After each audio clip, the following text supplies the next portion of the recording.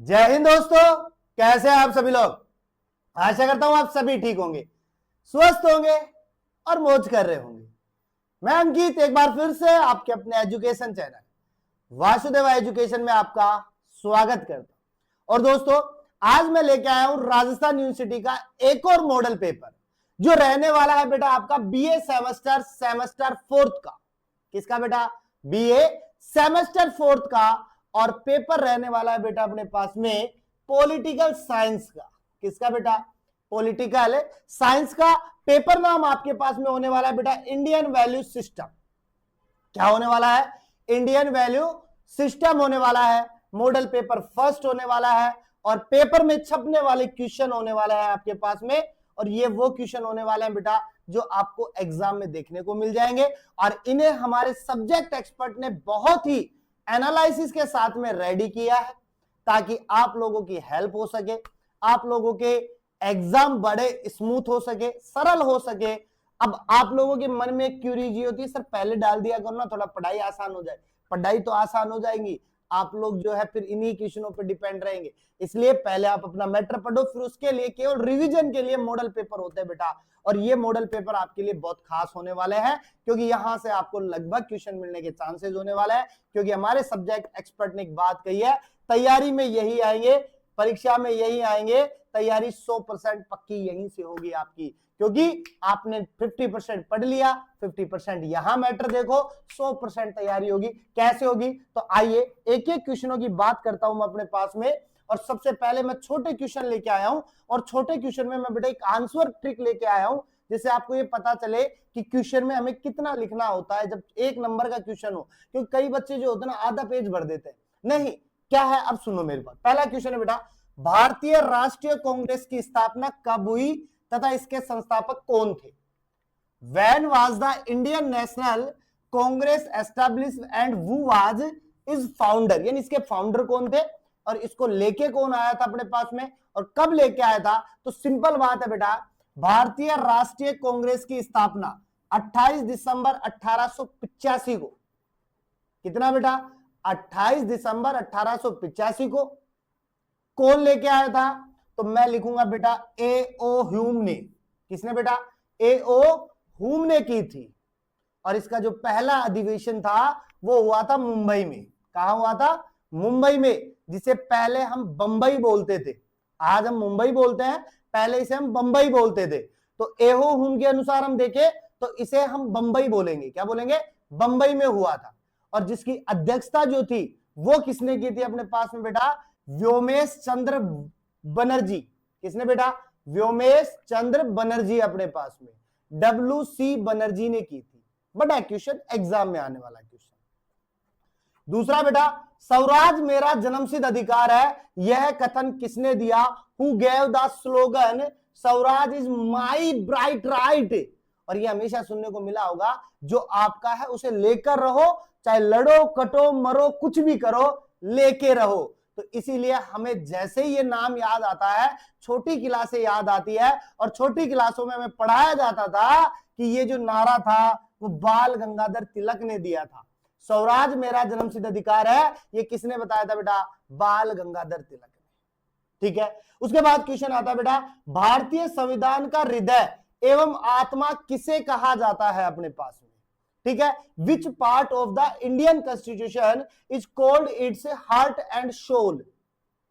अब हृदय की आत्मा किसे कहा गया है? तो हम अनुच्छेद पढ़ते हैं और अनुच्छेद 32 यानी आर्टिकल 32 को भारतीय संविधान का हृदय एवं आत्मा कहा जाता है।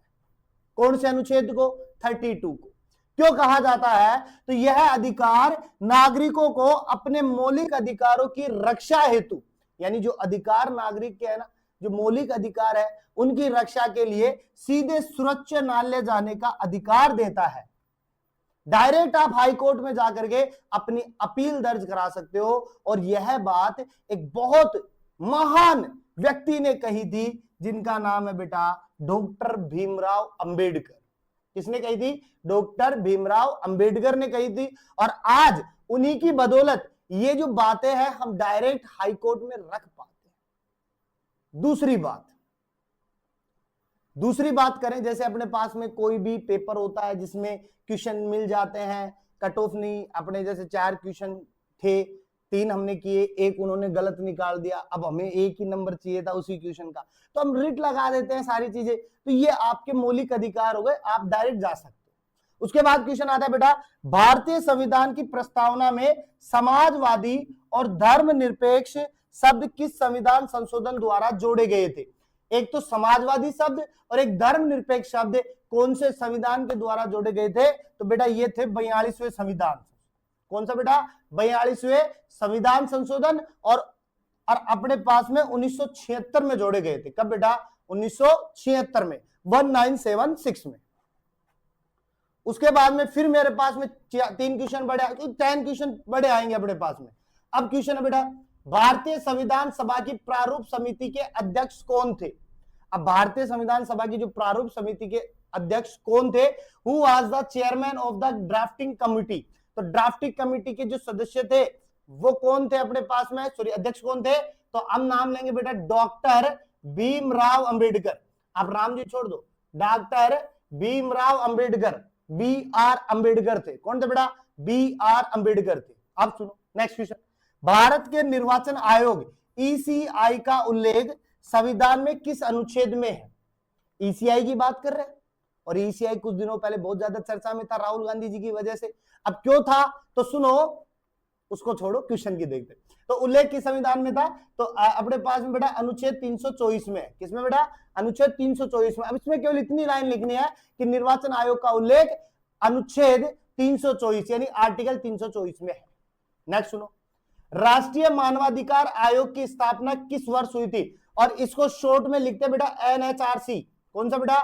NHRC, national human rights commission, national human rights commission. और इनकी स्थापना कब हुई बेटा? तो याद रखना बेटा 12 अक्टूबर 1993।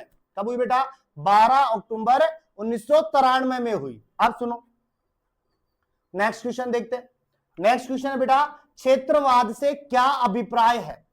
क्षेत्रवाद से क्या अभिप्राय है? What is mean by regionalism? तो इसमें होगा बेटा क्षेत्रवाद का अर्थ, जो क्षेत्रवाद है ना उसका अर्थ है किसी क्षेत्र विशेष के लोगों द्वारा अपने क्षेत्र के हित, भाषा, संस्कृति और विकास को राष्ट्रीय हितों में अधिक महत्व देना है। यह क्षेत्रवाद है।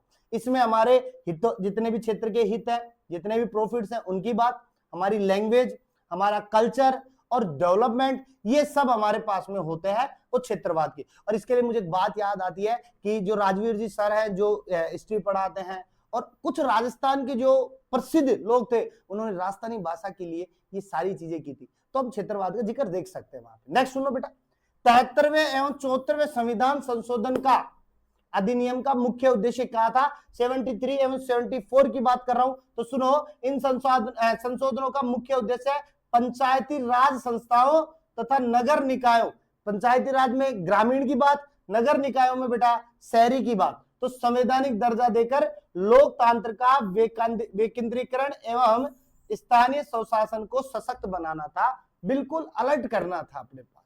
ठीक है, तो 73वें 74वें संविधान में हमारे पास में पंचायती राज चुनाव लेके आए थे और नगर निकाय लेके आए थे, यानी शहरी क्षेत्रों की बात करें जहां नगर निगम वगैरह होते हैं।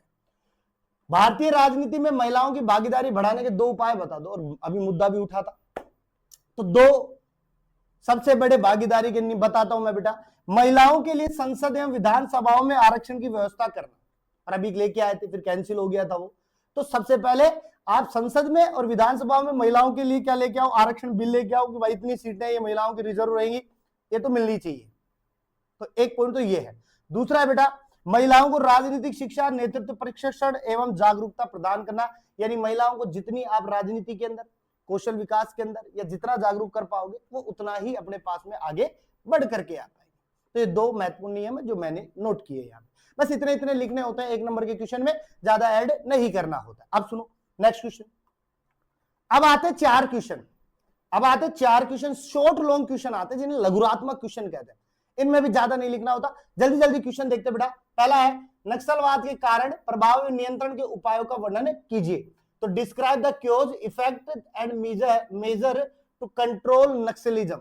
अब सुनो बेटा, ये जो नक्सलिज्म है ना, नक्सलवाद है, इसके आपको कारण बताने, सबसे पहले तो रीजंस क्या है इसके बाद में इसके इफेक्ट्स बताने, प्रभाव क्या है, और उसके बाद में इसके कंट्रोल बताने यानी नियंत्रण क्या है। बड़ा क्वेश्चन तब बनता है अपने पास में, और इन्हीं को बता करके हमारा क्वेश्चन कंप्लीट हो जाएगा। ये लॉन्ग क्वेश्चन में भी आ सकता है और छोटे क्वेश्चन में भी आ सकता है, बट मैंने इसको छोटे में प्रेफर किया है। अब सुनो, भारतीय राजनीति में महिलाओं की भागीदारी का महत्व, वर्तमान स्थिति और चुनौतियों पर निबंध लिखिए। वही चीज आ गई जो हमने भी लास्ट छोटे क्वेश्चन में डिस्कस किया था कि जो भारतीय राजनीति, जो महिलाओं की भागीदारी का महत्व यानी कैसे इंपोर्टेंस है वो बताना है, आज की वर्तमान स्थिति में क्या है वो बताना है, और आगे क्या आने वाली चुनौतियां उनको बताना है। बड़ा क्वेश्चन बन के आएगा। नेक्स्ट है, राज्यपाल एवं मुख्यमंत्री की नियुक्ति, शक्तियों तथा परस्पर संबंधों का आलोचनात्मक विवेचन कीजिए, यानी critically examine the appointment power and mutual relationship between the governor and chief minister, यानी इसको कौन तो अपने पास में नियुक्त करता है, इनकी शक्तियां, पावर क्या है, इनके परस्पर संबंध क्या है, और इनकी आलोचनात्मक क्या है, ये बताने। वैसे बड़ा क्वेश्चन बनता है, यहां से आपको नियुक्ति पूछ लेगा, शक्ति पूछ ले, परस्पर संबंध पूछ ले, बाकी सारे भी मिलावट पूछ ले। तो जब शॉर्ट लॉन्ग क्वेश्चन आता है ना, उसको अपने पास में 1 से 1.5 पेज में खत्म करना होता है, ज्यादा लंबा नहीं खींचना होता है। उसके बाद में क्वेश्चन आता है बेटा, भारतीय स्वतंत्रता आंदोलन में उग्रवादी नेताओं के योगदान का मूल्यांकन कीजिए। तो अब यहाँ पे भारतीय स्वतंत्रता आंदोलन में जो उग्रवादी नेता थे ना, उनका मेन महत्वपूर्ण पॉइंट क्या थे, उनको बताना है, तब जाकर हमारे पास में ये क्वेश्चन कंप्लीट। ठीक है, तो ये हो गए हमारे पास में 4 शॉर्ट लॉन्ग क्वेश्चन। अब आते हैं लॉन्ग क्वेश्चन। लॉन्ग क्वेश्चन 2 आते हैं, एक मेन क्वेश्चन और एक अथवा क्वेश्चन। मैं वही लेके आया हूं, सुनो। उदारवादी एवं उग्रवादी नेताओं की विचारधारा एवं कार्य प्रणाली की तुलना कीजिए। तो यहाँ पे मैंने 2 नेताएं जोड़े हैं, एक उदारवादी वाले, एक उग्रवादी वाले नेता। इनकी विचारधारा क्या है, इनकी कार्य प्रणाली क्या है, वो सारी चीजें आपको बतानी है, कंपैरिजन तौर पे बतानी है, तुलनात्मक रूप से बतानी है। पहले उदारवादी की बता दो, फिर उग्रवादी की बता दो, और लास्ट में इन दोनों का एक आप डिफरेंस टेबल बना दो। बहुत शानदार क्वेश्चन लगेगा, नंबर देके जाएगा बेटा, नंबर देके जाएगा, काट के नहीं देके जाएगा। और बेटा आप सिंपल सी बात है, मैंने केवल मॉडल पेपर फर्स्ट की बात कर रहा हूं, एक मॉडल पेपर और रेडी है, लेकिन वो कब आएगा, जब आप इस वीडियो को रेस्पॉन्स दोगे, कमेंट में अपनी हाजिरी लगाओगे। और अगर मॉडल पेपर सेकंड चाहिए तो आपको कमेंट में लिखना है मॉडल पेपर सेकंड, और क्वेश्चन कैसे लगे वो बताने, क्योंकि मुझे पता है सेमेस्टर 4th में हो तो आप इतना एनालिसिस कर सकते हो क्वेश्चन एग्जाम में आने वाले हैं या नहीं आने वाले।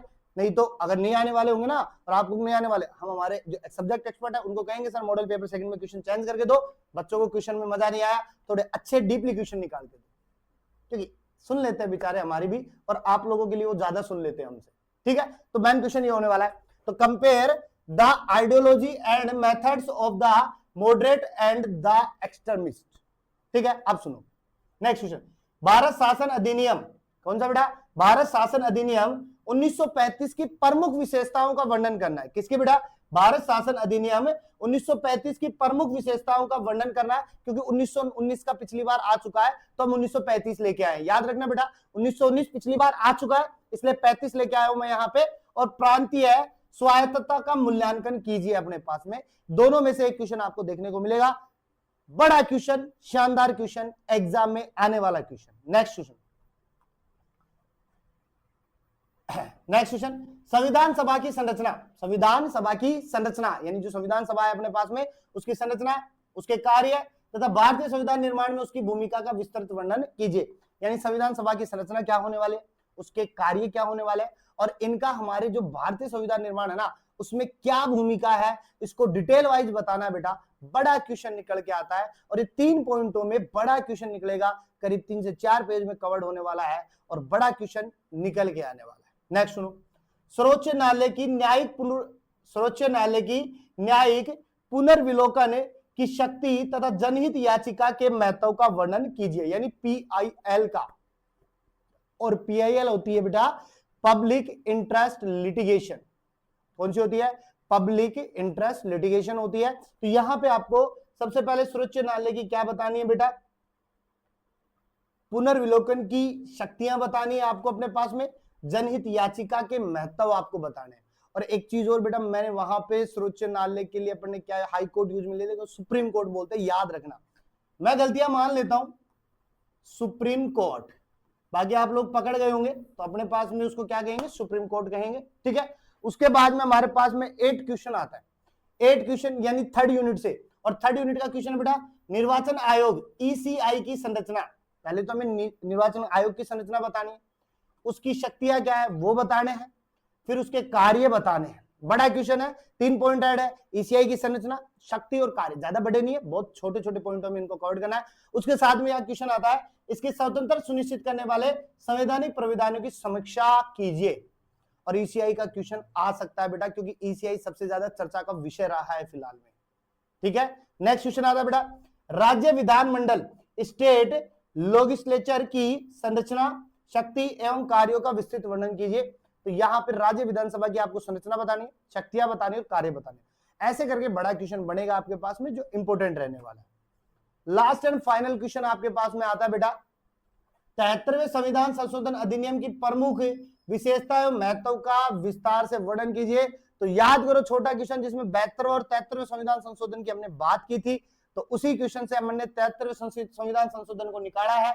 और इसकी आपको क्या करना है बेटा, प्रमुख विशेषता और महत्व बताना। ज्यादा बड़ा क्वेश्चन ये बहुत शॉर्ट क्वेश्चन रहने वाला है, लेकिन बड़ा क्वेश्चन हमने ऐड किया यहाँ पे, भारतीय लोकतंत्र में भ्रष्टाचार यानी जो करप्शन है, साइबर अपराध यानी साइबर क्राइम की समस्या, उनके प्रभाव तथा रोकथाम के उपायों का विश्लेषण आपको करना है। यानी भ्रष्टाचार के बारे में, साइबर अपराध के बारे में, उनसे क्या समस्या होने वाली है, उनके क्या प्रभाव होने वाले हैं, उनको रोक कैसे सकते हैं, सारी चीजें आपको वेल डिटेल तरीके से बतानी है। बड़ा क्वेश्चन निकल के आने वाला है, और इस प्रकार से हमारे पास में एक मॉडल पेपर कंप्लीट होता है। सेकंड मॉडल पेपर आपको चाहिए या नहीं चाहिए, ये आप कमेंट बॉक्स में जल्दी से आप अपनी हाजिरी लगाकर बता दीजिए। लाइक कर दीजिए वीडियो को, और दोस्तों के साथ में शेयर कर दीजिए, ताकि उन्हें भी ये सारी चीजें मिल पाए। और जिसका सेमेस्टर सेकंड का पेपर बैक है वो भी हाजिरी लगा दे, ताकि हम मॉडल पेपर सेकंड का सेमेस्टर सेकंड का भी मॉडल पेपर निकाल के लेके आए। तो बेटा आपके लिए बहुत बढ़िया बात होगी, क्योंकि सेमेस्टर सेकंड में अपने आर्ट्स का बहुत अच्छा रेस्पॉन्स था, बहुत अच्छे अच्छे क्वेश्चन मिले थे। तो देखते हैं आप लोगों के लिए कितना ज्यादा बेनिफिट्स रहने वाले क्वेश्चन। तो जल्दी से अपनी हाजिरी लगाइए कमेंट बॉक्स के अंदर, ताकि हम चीजें आसान कर पाए आपके लिए। मिलते हैं नेक्स्ट वीडियो के साथ में, तब तक आप बने रहिएगा और हमेशा की तरह बेटा मुस्कुराते रहिए, मुस्कुराना जीवन का अमूल्य